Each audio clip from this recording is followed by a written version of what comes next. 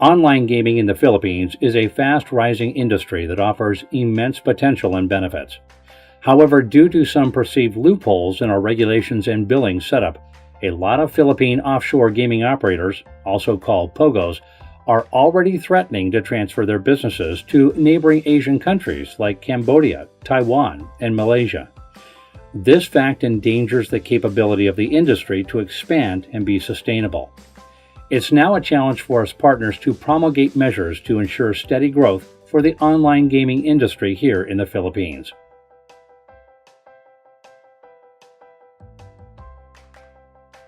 The primary objective of this presentation is to discuss the systematic approach in terms of licensing and billing for POGO operators, and to ensure that necessary assistance such as banking and administrative services are provided to sustain their business in the country. This also aims to provide support to PAGCOR in fulfilling their vested duties.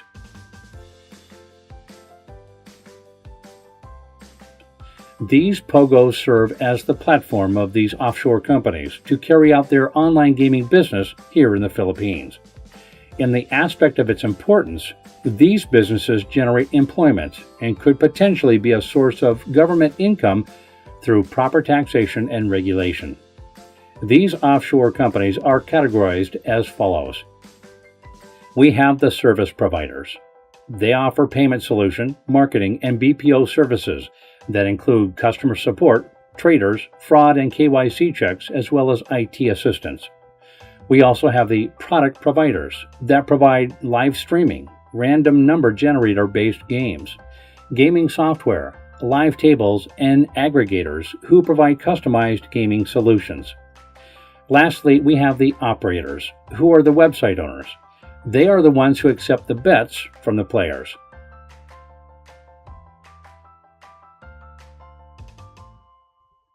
In line with the recent mandate of the government to regulate online gambling, several issues have been identified that need to be addressed. One common issue is in terms of licensing. Some offshore companies are unaware of the correct licenses they need to acquire to operate properly. Typically, they will only apply for a license with a lower fee without realizing the limitations of it. The current licensing fee is prohibitive, limiting the capacity of small-scale investors to pursue operations in the country on a long-term basis. One great hurdle that we face towards proper regulation and taxation of POGOs are the presence of master licenses. Currently, master licenses are issued to individuals who in turn have deprived the agency and the government to optimize income via taxation. Through this licensing setup, master license holders issue sublicenses to operators, posing the following concerns for the Philippine Amusement and Gaming Corporation, or PAGCOR. Operators who acquired sublicenses from master licenses have limited understanding on its licensees' coverage and their limitations. They also receive limited support from PAGCOR since its direct contact are the master licenses. They are often given erroneous information on their inquiries, which may be costly to their business. Also, proliferation of these sublicenses hinders regulation and rate standardization, where the master license holder may have autonomy in terms of imposing fees and charges. To avoid confusion and simplify our approach on licenses, the PAGCOR license should be categorized into two: outsourcing business license and the POGO license. Outsourcing business license is to be given to product providers, service providers, and aggregators. The standard annual license fee to obtain this license is $100,000. POGO license, on the other hand, are given to operators. The standard annual fee to obtain this type of license is $100,000, as additional banking support will also be provided to them by PAGCOR. This banking assistance may fall on the following aspects. On the aspect of credit, PAGCOR can make endorsements to local banks in terms of capital infusion and credit acquisitions. In effect, this promotes a more business-friendly environment. On the aspect of investment, utilization of the local banking industry creates trust and confidence among POGO operators, in return minimizing offshore banking. Likewise, the circulation of the investments will be kept within the Philippine economy and will likely increase the per capita income of the government. Lastly, on operational aspect. Once local banking services is fully utilized, it gives the agency accessibility to operators' cash inflow and outflow, making income declaration more transparent. As a result of these licensing changes, master license will be removed. Another difficulty that Pogo operators are currently experiencing is the absence of the administrative assistance in setting up their operation in the country. 1. Place of business. As the number of gaming companies increases to operate in the country, the demand on the office spaces is inevitable. Pogo operators have limited access in identifying a secure location for their operation. PAGCOR, in coordination with the local government units, will assist operators by having an accredited commercial building where they can set up their online gaming and services operation.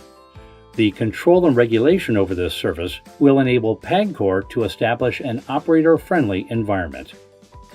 Visa assistance.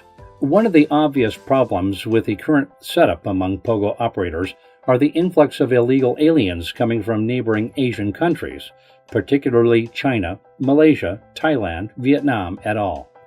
By adding this service, the Bureau of Immigration through PAGCOR will have control and jurisdiction over this.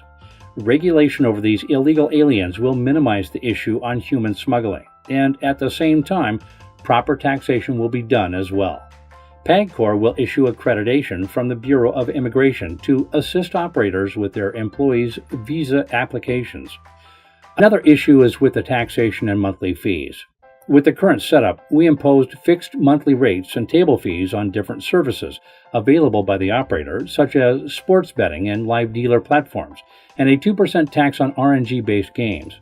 For an enhanced tax collection structure, a uniform tax rate of 2% will be applied across the board to the gross gaming revenue of the product providers.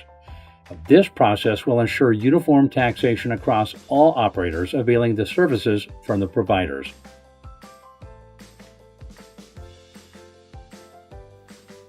However, considering the following scenarios, these taxation processes should be applied. If the provider and operator are both PAGCOR licensed, the 2% tax will be paid by the provider.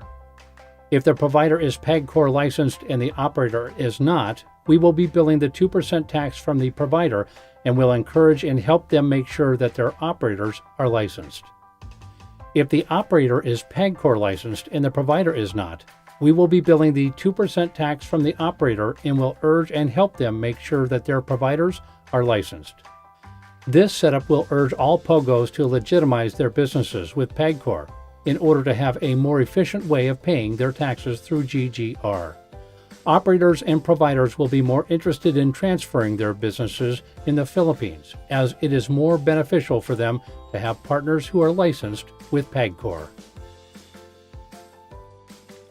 Increase in tax revenue is the essence of our existence.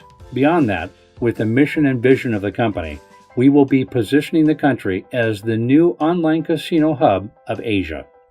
As the Philippines increases its comparative advantage by offering a business-friendly environment, small and big players in the industry will be convinced to put up and settle their businesses in the country. More operators would mean more choices for customers, leading to economic and financial growth. Offshore gaming in the Philippines is considered a lucrative industry, and it's all a matter of proper regulation, systematic licensing, and enhanced tax collection methods that we can be assured of maximizing its apparent benefits.